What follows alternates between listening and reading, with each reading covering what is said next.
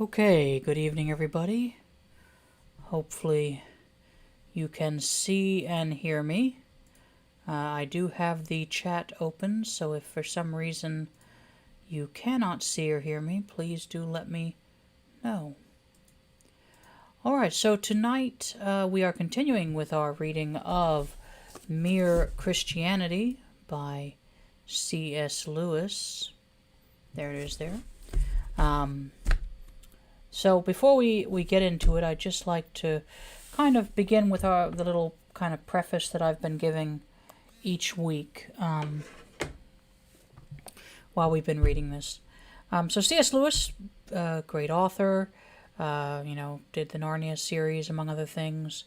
Kind of everyone's favorite amateur theologian, if you will.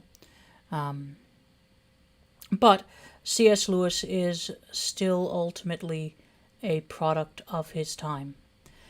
What I mean by that is that he does occasionally express views that we would find objectionable today, particularly in relation to homosexuality as well as women's place, so to speak. Now there is this kind of view going around these days that if anyone has ever said or expressed anything objectionable, that somehow negates all other things that they have said or done. I do not believe that. I do not believe in canceling people, I believe is generally the term that's used. I think that especially when we're talking about people who lived in different eras, different societies, that it is very difficult to judge them through the lens of modern society. That being said, I also don't believe in censoring things or glossing over the truth. So if we come to statements like that, I'm not going to take them out. I will read them as he wrote them, and we will discuss them after the fact.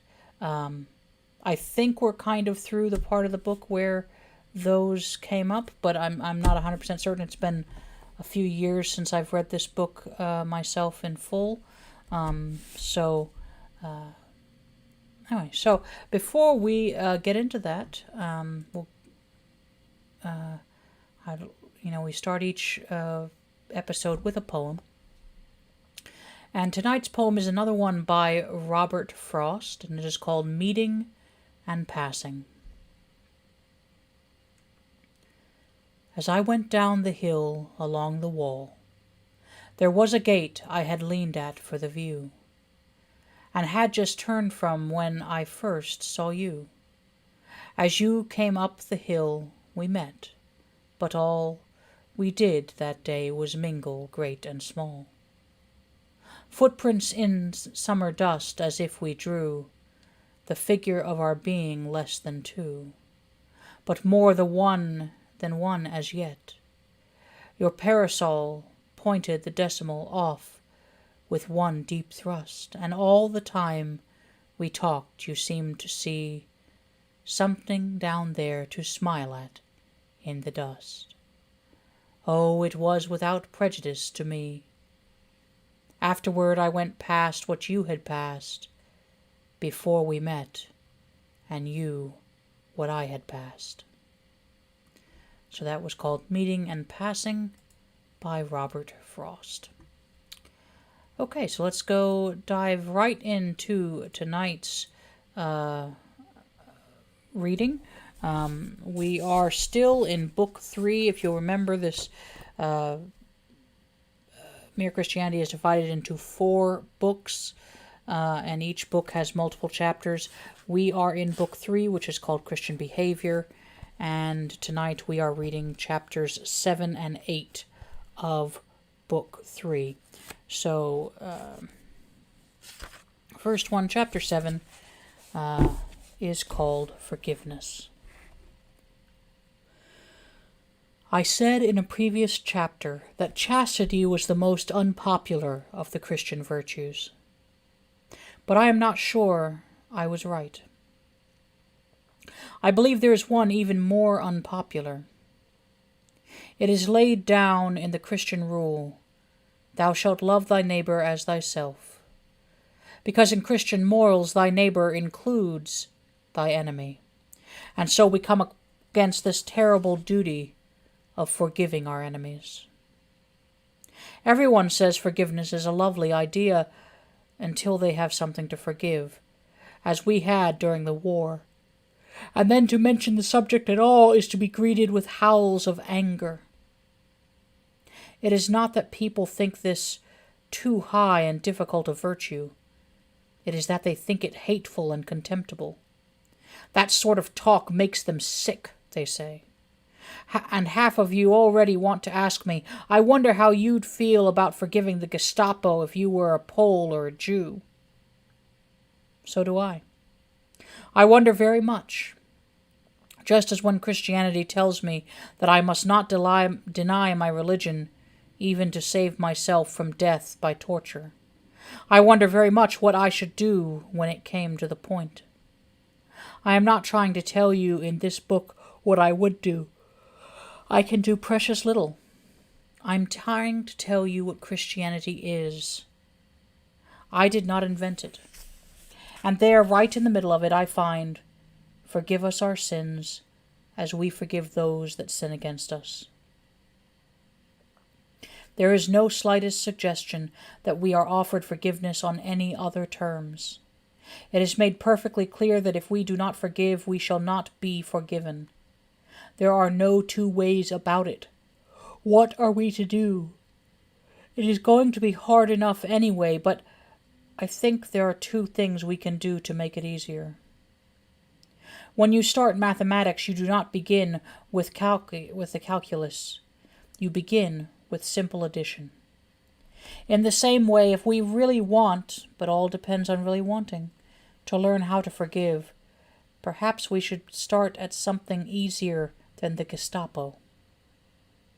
One might start with forgiving one's husband or wife or parents or children, or the nearest NCO for something that they have done or said in the last week. That will probably keep us busy for the moment. And secondly, we might try to understand exactly what loving your neighbor as yourself means. I have to love him as I love myself. Well, how exactly do I love myself? Now that I come to think of it, I have not exactly got a feeling of fondness or affection for myself, and I do not even always enjoy my own society. So apparently love your neighbor does not mean feel fond of him or find him attractive. I ought to have seen that before, because of course you cannot feel fond of a person by trying. Do I think well of myself? Do I think myself a nice chap? Well, I'm afraid I sometimes do, and those are probably my worst moments. But that is not why I love myself. In fact, it is the other way around. My self-love makes me think myself nice, but thinking myself nice is not why I love myself. So loving my enemies does not apparently mean thinking them nice either. That is an enormous relief, for a good many people imagine that forgiving your enemies means making out that they are really not such bad fellows after all, when it is quite plain that they are. Go a step further. In my most clear-sighted moments, not only do I not think myself a nice man, but I know that I'm a very nasty one. I can look at some of the things I have done with horror and loathing. So apparently I am allowed to loathe and hate some of the things my enemies do. Now that I come to think of it, I must remember Christian teachers telling me long ago that I must hate a bad man's actions, but not hate the bad man. Or as they would say, hate the sin, but not the sinner. For a long time I used to think this a silly, straw-splitting distinction. How could you hate what a man did and not hate the man? But years later it occurred to me that there was one man to whom I had been doing this all my life. Namely, myself. However much I might dislike my own cowardice or conceit or greed, I went on loving myself. There had never been the slightest difficulty about it. In fact, the very reason why I hated the things was that I loved the man. Just because I loved myself, I was sorry to find I apologize for the yawning, everyone. Don't know why I'm not feeling particularly tired, so sorry about that. I was sorry to find that I was the sort of man who did those things. Consequently, Christianity does not want us to reduce by one atom the hatred we feel for cruelty and treachery. We ought to hate them. Not one word of what we have said about them needs to be unsaid, but it does want us to hate them in the same way in which we hate things in ourselves, being sorry that the man should have done such things, and hoping, if it is in any way possible, that somehow, sometime, somewhere, he can be cured and made human again. The real test is this. Suppose one reads a story of filthy atrocities in the paper. Then suppose that something turns up suggesting that the story might not be quite true, or not quite as bad as it was made out. Is one's first feeling, thank God, even they aren't quite so bad as that? Or is it a feeling of disappointment, and even a determination to cling to the first story for the sheer pleasure of thinking your enemies as bad as possible? If it is the second, then it is, I am afraid, the first step in a process which, if followed to the end, will make us into devils. You see, one is beginning to wish that black was a little blacker. If we give that wish its head, later on we shall wish to see grey as black, and then to see white itself as black. Finally, we shall insist on seeing everything, God and our friends and ourselves included, as bad, and not be able to stop doing it. We shall be fixed forever in a universe of pure hatred. Now a step further. Does loving your enemy mean not punishing him? No. For loving myself does not mean that I ought not to subject myself to punishment, even to death. If you had committed a murder, the right Christian thing to do would be to give yourself up to the police and be hanged. It is therefore, in my opinion, perfectly right for a Christian judge to sentence a man to death, or a Christian soldier to kill an enemy. I always have thought so ever since I became a Christian, and long before the war, and I still think so now, that we are at peace. It is no good quoting, "Thou shalt not kill."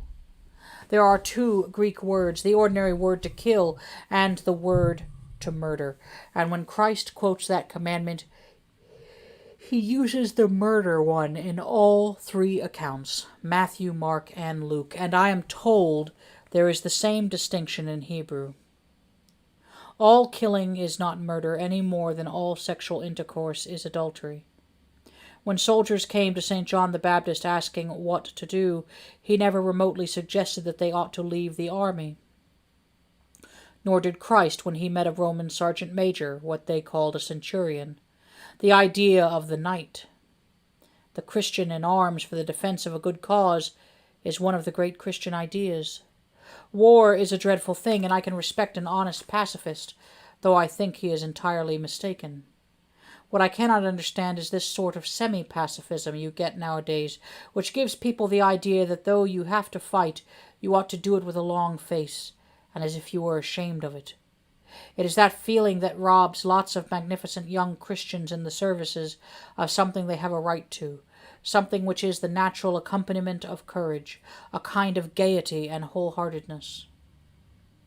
I have often thought to myself how it would have been if, when I served in the First World War, I and some young German had killed each other simultaneously, and found ourselves together a moment after death. I cannot imagine that either of us would have felt any resentment or even any embarrassment. I think we might have laughed over it. I imagine somebody will say, well, if one is allowed to condemn the enemy's acts and punish him and kill him, what difference is left between Christian morality and the ordinary view? All the difference in the world. Remember, we Christians think man lives forever. Therefore, what really matters is those little marks or twists on the central, inside part of the soul which are going to turn it in the long run into a heavenly or a hellish creature. We may kill if necessary, but we must not hate and enjoy hating. We may punish if necessary, but we must not enjoy it. In other words, something inside us, the feeling of resentment, the feeling that wants to get one's own back, must be simply killed.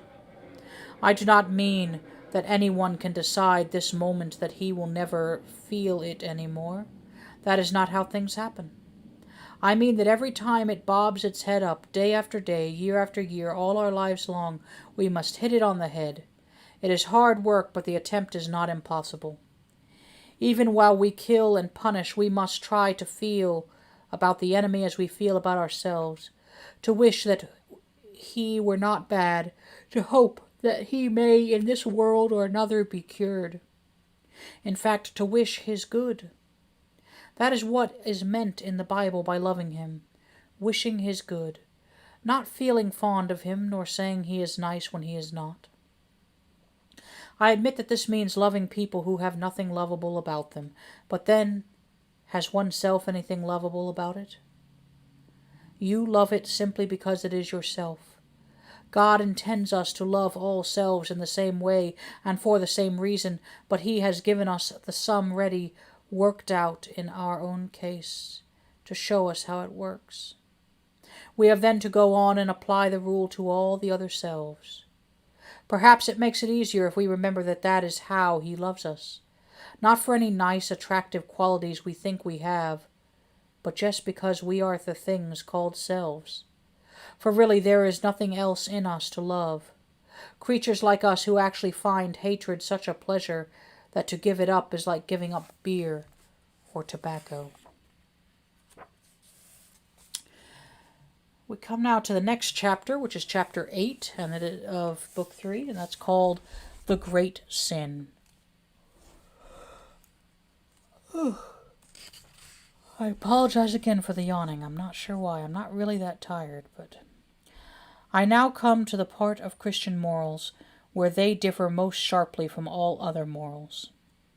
There is one vice of which no man in the world is free, which every one in the world loathes when he sees it in someone else, and of which hardly any people, except Christians, ever imagine that they are guilty themselves. I have heard people admit that they are bad-tempered, or that they cannot keep their heads about girls or drink, or even that they are cowards. I do not think I have ever heard anyone who was not a Christian accuse himself of this vice. And at the same time I have very seldom met anyone who was not a Christian who showed the slightest mercy to it in others. There is no fault which makes a man more unpopular, and no fault which we are more unconscious of in ourselves, and the more we have it ourselves, the more we dislike it in others. The vice I am talking of is pride, or self-conceit. And the virtue opposite to it in Christian morals is called humility. You may remember that when I was talking about sexual morality, I warned you that the center of Christian morals did not lie there. Well, now we have come to the center. According to Christian teachers, the essential vice, the utmost evil, is pride. Unchastity, anger, greed, drunkenness, and all that are mere flea bites in comparison. It was through pride that the devil became the devil. Pride leads to every other vice. It is the complete anti-God state of mind. Does this seem exaggerated to you? If so, think it over. I pointed out a moment ago that the more pride one had, the more one disliked pride in others. In fact, if you want to find out how proud you are, the easiest way to ask yourself, how much do I dislike it when other people snub me, or refuse to take any notice of me, or shove their oar in, or patronize me, or show off? The point is that each person's pride is in competition with everyone else's pride.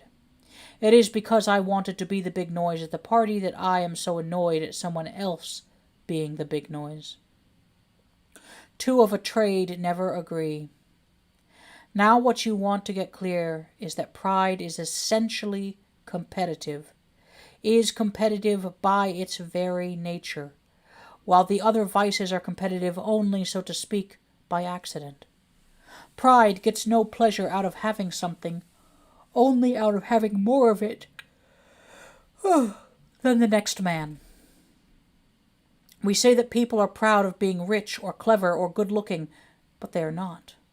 They are proud of being richer or cleverer or better-looking than others. If everyone else became equally rich or clever or good-looking, there would be nothing to be proud about. It is the comparison that makes you proud, the pleasure of being above the rest. Once the element of competition has gone, pride has gone. That is why I say that pride is essentially competitive in a way the other vices are not. The sexual impulse may drive two men into competition if they both want the same girl, but that is only by accident. They might just as likely have wanted two different girls. But a proud man will take your girl from you, not because he wants her, but just to prove to himself that he is a better man than you. Greed may drive men into competition if there is not enough to go around, but the proud man, even when he has got more than he can possibly want, will try to get still more just to assert his power. Nearly all those evils in the world which people put down to greed or selfishness are really far more the result of pride. Take it with money. Greed will certainly make a man want money, for the sake of a better house, better holidays, better things to eat and drink, but only up to a point. What is it that makes a man with £10,000 a year anxious to get £20,000 a year? It is not the greed for more pleasure. £10,000 will give all the luxuries that any man can really enjoy. It is pride, the wish to be richer than some other rich man, and still more, the wish for power. For of course power is what pride really enjoys. There is nothing makes a man feel so superior to others as being able to move them about like toy soldiers. What makes a pretty girl spread misery wherever she goes by collecting admirers? Certainly not her sexual instinct. That kind of girl is quite often sexually frigid. It is pride. What is it that makes a political leader or a whole nation go on, demanding more and more? Pride again. Pride is competitive by its very nature. That is why it goes on and on. If I am a proud man, then as long as there is one man in the whole world more powerful or richer or cleverer than I, he is my rival and my enemy. The Christians are right. It is pride which has been the chief cause of misery in every nation and every family since the world began. Other vices may sometimes bring people together. You may find good fellowship and jokes and friendliness among drunken people or unchaste people. But pride always means enmity. It is enmity. And not only enmity between man and man, but enmity to God. In God you come up against something which is in every respect immeasurably superior to yourself. Unless you know God as that, and therefore know yourself as nothing in comparison, you do not know God at all. As long as you are proud, you cannot know God. A proud man is always looking down on things and people, and of course as long as you are looking down, you cannot see something that is above you. That raises a terrible question. How is it that people who are quite obviously eaten up with pride can say they believe in God and appear to themselves very religious?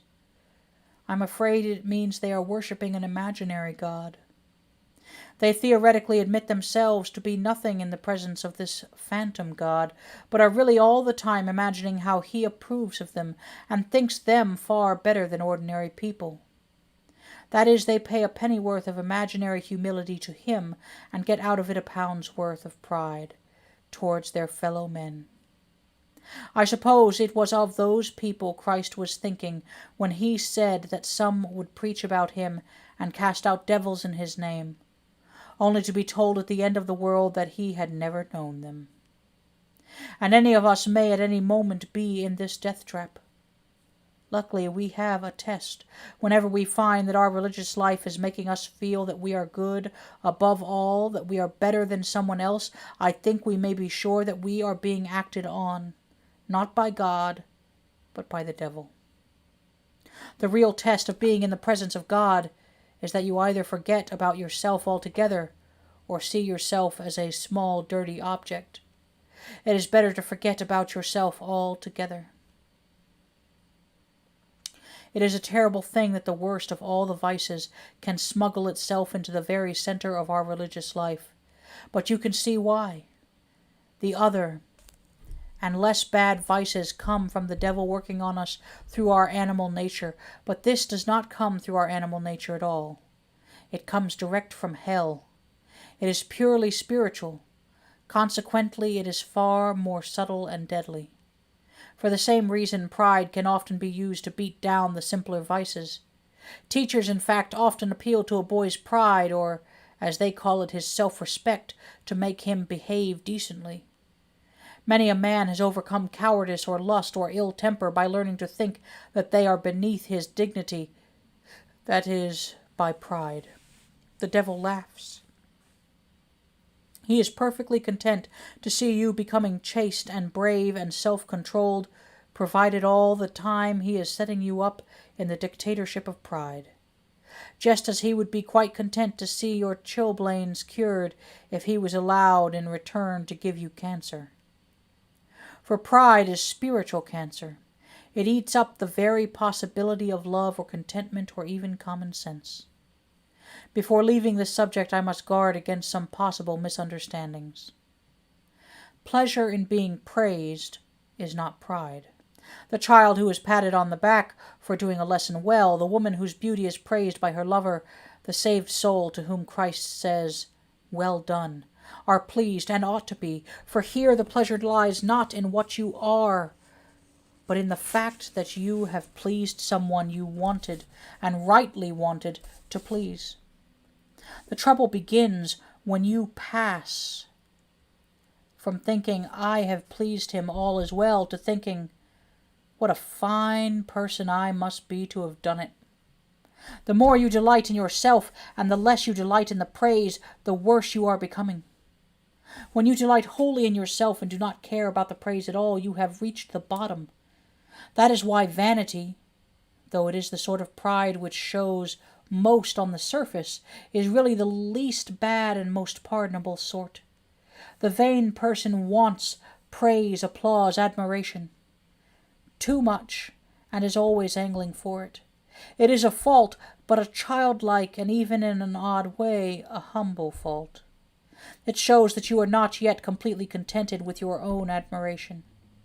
You value other people enough to want them to look at you. You are, in fact, still human. The real black diabolical pride comes when you look down on others so much that you do not care what they think of you. Of course, it is very right and often our duty not to care what people think of us, if we do so for the right reason, namely because we care so incomparably more what God thinks.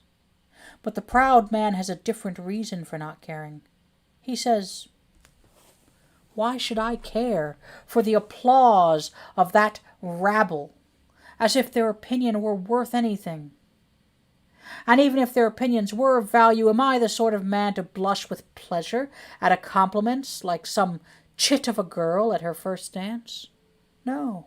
I am an integrated, adult personality. All I have done has been done to satisfy my own ideals, or my own artistic conscience, or the traditions of my family, or in a word, because I'm that kind of chap. If the mob like it, let them. They're nothing to me." In this way, real, thoroughgoing pride may act as a check on vanity, for as I said a moment ago, the devil loves curing a small fault by giving you a great one. We must try not to be vain, but we must never call in our pride to cure our vanity. We say in English that a man is proud of his son, or his father, or his school, or regiment, and it may be asked whether pride in this sense is a sin. I think it depends on what exactly we mean by proud of. Very often in such sentences the phrase "is proud of" means has warm-hearted admiration for. Such an admiration is, of course, very far from being a sin, but it might perhaps mean that the person in question gives himself airs on the ground of his distinguished father, or because he belongs to a famous regiment. This would clearly be a fault, but even then it would be better than being proud simply of himself. To love and admire anything outside yourself is to take one step away from utter spiritual ruin. Though we shall not be well so long as we love and admire anything more than we love and admire God. We must not think pride is something that God forbids because he is offended at it, or that humility is something he demands as due to his own dignity, as if God himself was proud. He is not in the least worried about his dignity. The point is, he wants you to know him, wants to give you himself, and he and you are two things of such a kind that if you really get into any kind of touch with him, you will in fact be humble. Delightedly humble, feeling the infinite relief of having for once got rid of all the silly nonsense about your own dignity which has made you restless and unhappy all your life. He's trying to make you humble in order to make this moment possible. Trying to take off a lot of silly, ugly, fancy dress in which we have all got ourselves up and are strutting about like the little idiots we are. I wish I had got a bit further with humility myself. If I had, I could probably tell you more about the relief, the comfort of taking the fancy dress off, getting rid of the false self with all its look at me, and aren't I a good boy, and all its posing and posturing. To get even near it, even for a moment, is like a drink of cold water to a man in a desert. Do not imagine that if you meet a really humble man, he will be what most people call humble nowadays. He will not be a sort of greasy, smarmy person who is always telling you that of course he is nobody. Probably all you will think about him is that he seemed a cheerful, intelligent chap who took a real interest in what you said to him. If you do dislike him, it will be because you feel a little envious of anyone who seems to enjoy life so easily. He will not be thinking about humility. He will not be thinking about himself at all. If anyone would like to acquire humility, I think, tell him the first step. The first step is to realize that one is proud, and a biggish step too. At first, nothing whatever can be done before it. If you think you are not conceited, it means that you are very conceited indeed. Okay, so that is the end of the second chapter we're reading this evening. So I'm going to give a moment, see if anyone wants to comment before I kind of dive into these two chapters.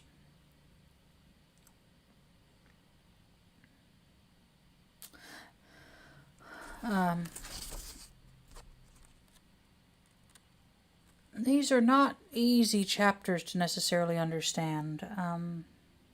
So I'm going to try and do what I can to kind of, break this down a little bit. I have a few comments here. I'm not sure I completely agree with him on the death, killing other people and so forth. I understand what he's saying and so forth. But I think that bit of that chapter on forgiveness kind of disguises or overlooks the primary message he's trying to send about how we have to forgive people. Now, this is something I believe very much in. It is difficult to forgive other people. It's against our nature. We want to get our own back, so to speak, to get revenge, some might say. I would also say that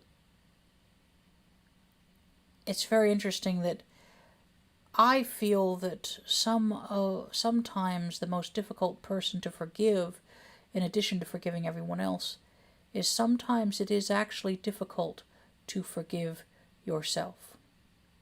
There are people in this world who are torn up by guilt that they feel, and they cannot forgive themselves. It's one of those reasons why I think that even though it is not quite as commonly practiced as done as it is in the churches of our Catholic brethren, that in the Anglican Church there is still very much a process of confession and reconciliation. You know, in the Book of Common Prayer, you will find a service for the reconciliation of a penitent, which is basically what would commonly be referred to as confession on an individual level. Now, normally speaking, the majority of the confessions we give in Episcopal and Anglican churches are what you would call corporate confessions. And by corporate, you mean the whole body, the whole group. And so that's what I'm talking about, like, during a church service on Sunday or during evening prayer, you would have a confession as a group. And the idea is that you are privately in that moment, inwardly confessing your sins to God and asking Him to forgiveness. But sometimes it's hard to forgive yourself, and I think that's one of the reasons why the reconciliation of a penitent, which is what the service is formally called in the Book of Common Prayer. If you're curious and you happen to have a 1979 Book of Common Prayer from the Episcopal Church, you'll find it beginning on page 447. Like I said, individual confession is not something that is commonly practiced, but is certainly there if someone needs it. And I think that is when people most need it, is when they have difficulty forgiving themselves. And then the priest can help them and let them understand that, there's someone who's got a higher pay grade than them, that's God, and that God forgives them. The old saying is, to err is human, to forgive is divine. And that is completely true. It is completely true. We are forgiven by God. The forgiveness is offered freely to us, regardless of what we have done. It doesn't matter how bad we have been, no matter how terrible the deeds we have done are, we are still forgiven. Now, to be clear, he is completely right. Forgiveness does not mean that you should not be punished. Forgiveness and punishment are not necessarily the same thing.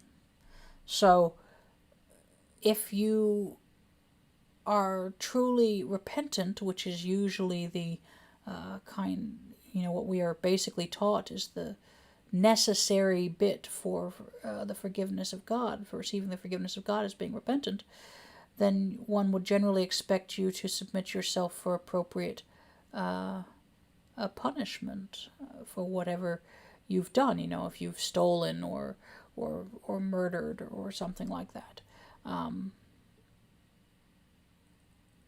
I don't really agree with capital punishment myself, so I wouldn't want to necessarily give myself over to be hanged, but I don't think his point here is necessarily a specific endorsement of hanging. It's quite simply that, that's what the punishment that goes to that crime at that time is. I would point out that the United Kingdom, where C.S. Lewis was, eliminated the death penalty, I believe, in the 60s, in the 1960s, so it's been a while since they have executed anybody.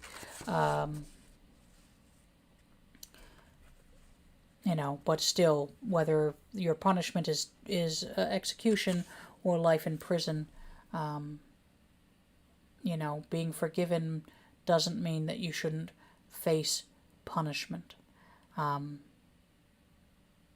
it is hard to forgive others too. Like I said, it goes against our nature. It's one of the reasons why I sometimes say that the thing about Christianity is it's not easy. It's hard. It's advanced humanity, if you will. You're asked to do things that are not easy to do. And almost chief among them is to forgive. Now he rolls the forgiveness in with the great commandment of love thy neighbor as thyself. I generally feel that this is among the most important, if not the most important message that we are given by Christ. It is a direct commandment from him. And it is important that we do that. And what I would say is that, as he says here, thy neighbor includes thy enemy. The way I put it is that when he says, love thy neighbor, he doesn't give, Christ does not have any caveats in there. It's not love thy neighbor as long as you agree with them, or love thy neighbor as long as they're straight or white, or vote in a certain way, or go to church every week. None of that is in there. It's simply love thy neighbor. The way I generally look at things is that hatred is, like true hatred, in my opinion, is generally wishing death upon someone. And the truth is that this is one of the ways in which I feel my life has changed since coming back to my Christian faith, is that there were people that I hated not that long ago. Now, that is not to say that I mean people that I know personally, but some perhaps politicians or terrorists or dictators and stuff like that. And I hated them and would wish them to be dead. Now, I acknowledge that this is probably not a healthy thing, and it's not something you should do. And so one of the things I did is I began to add to my prayers each night myself a prayer that you can find in the Book of Common Prayer called a prayer for our enemies. And it says, O God, the Father of all, whose Son commanded us to love our enemies, lead them and us from prejudice to truth, deliver them and us from hatred, cruelty, and revenge, and in your good time enable all of us to stand reconciled before you through Jesus Christ our Lord. Amen. And I prayed that over and over again every day when I did my prayers. I prayed that prayer. And it's my opinion that, this helped to change my outlook on things.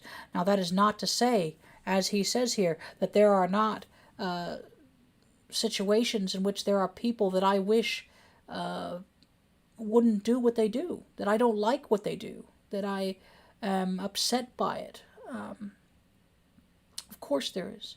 There are people that I wish wouldn't do what they do, that I might even wish were not in a position to be able to do what they do, but that is not the same thing as wishing death on them. There is, I can say now, no one in this world that I wish were dead.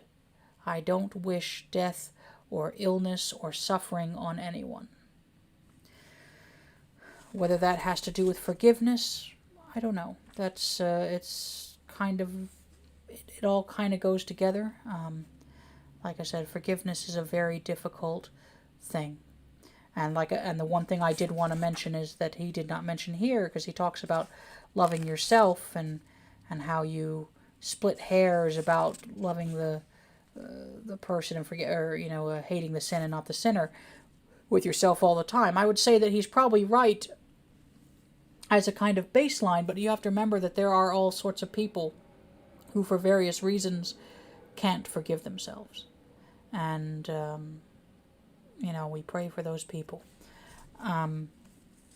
Let's kind of briefly touch on the next chapter about pride. He's right. Pride is a terrible thing, and he's trying to. It's a very difficult thing, as you may have found that chapter slightly confusing, and I understand that because it's just the way the English language works, unfortunately, sometimes. He's very right about that, saying you're proud of your son or daughter or whatever, or your country is not wrong. What he didn't quite say there that I think maybe you should is, now he talks specifically about pride of self. So maybe what he means is, saying you're proud of your son, but meaning it in the sense of, aren't I such a great person for having raised a great son or a great daughter or whatever, that is particularly terrible. But I would also say that the type of pride that isn't really wrong or exactly a sin is a pride that, he kind of touches on it without specifically saying it, is a pride that is not like exclusionary. So the point is, you can be a proud, patriotic person, whether you're American or British or French or Canadian, and be proud of your country without necessarily believing that your country is in all ways superior to all other countries. It is when you get to that point where, so again, you are proud of your children, but it is when you believe that your children are superior to all other children. That's when you start having issues.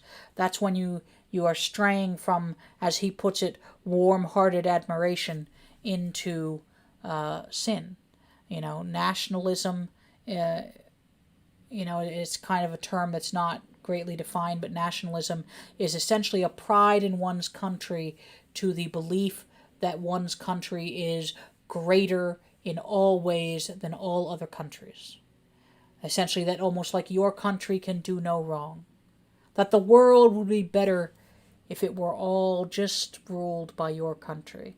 And that's what led to things like imperialism and stuff like that. So being proud of is not necessarily wrong. It doesn't necessarily stray into the sin of pride. This kind of goes back to almost like a moderation thing. When you go too far with something, it's often a sin. So being proud of yourself for having done well, that's not wrong. But thinking that no one could have done it better, that you're superior to everyone else who did that, is where you start having issues. So, and of course, as he said, at the far end of that is the point where it becomes, why should I care for the applause of the rabble as if their opinion was worth anything? That's when you get to the extreme. You're not just, out there saying that it doesn't matter what others think of you. You're also saying that the reason it doesn't matter is because they are all beneath you. They are all inferior to you. And when you get to that, you have a problem. So, I think that's where we're going to wrap up this evening, because I'm not seeing any comments, anyone wanting to comment. On Wednesday, which I believe is the 21st, let me double check. Yes, the 21st, we will have our next episode. We will be finishing up Book 3. We are actually going to be reading 4 chapters that night, 9, 10, 11, and 12 of Book 3. However, they are all pretty short chapters, and so it's really not that much more, like the number of pages is not that much more than what we read this week or what we read last week.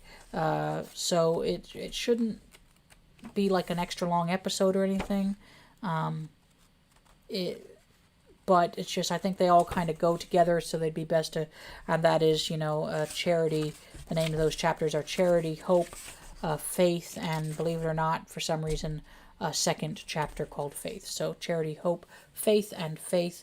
That is the chapters 9, 10, 11, and 12 of Book 3, which we will be doing on this coming Wednesday, the 21st of October, at 6 p.m. So I hope to see you there. Thank you to those of you who are watching either live or on delay. And hopefully you'll join me live and perhaps have a bit of a discussion on Wednesday. Thank you and have a good evening.